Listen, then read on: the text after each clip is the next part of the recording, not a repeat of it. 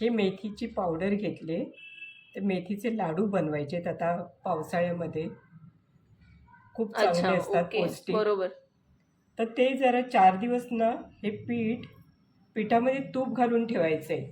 4 दिवस हे मी पीठ तुपामध्ये भिजत घालून ठेव. हं. आता ह्याच्यात हे मी तूप घालते.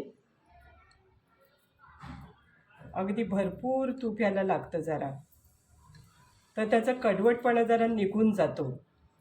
तुपामध्ये भिजून घेतलेले हे मेथीचं पीठ,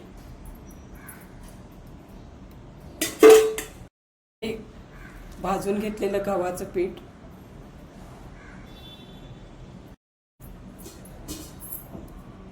हा डिंक तो सुद्धा तुपामध्ये तळून घेतलेला आहे.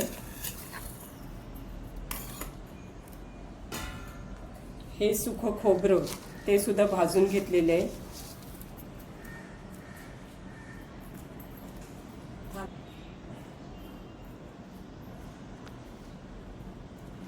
हे भाजून घेतलेली मुगाची डाळ, त्याची बारीक पावडर करून घेतली. ही खारीक,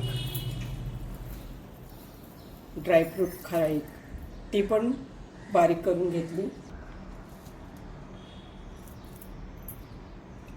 हे घरी केलेलं तूप, ते तुम्हाला किती पाहिजे तेवढं तुम्ही टाकू शकता.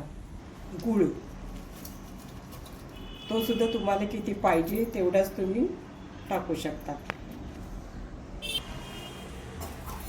बस, जास्त नको आहे.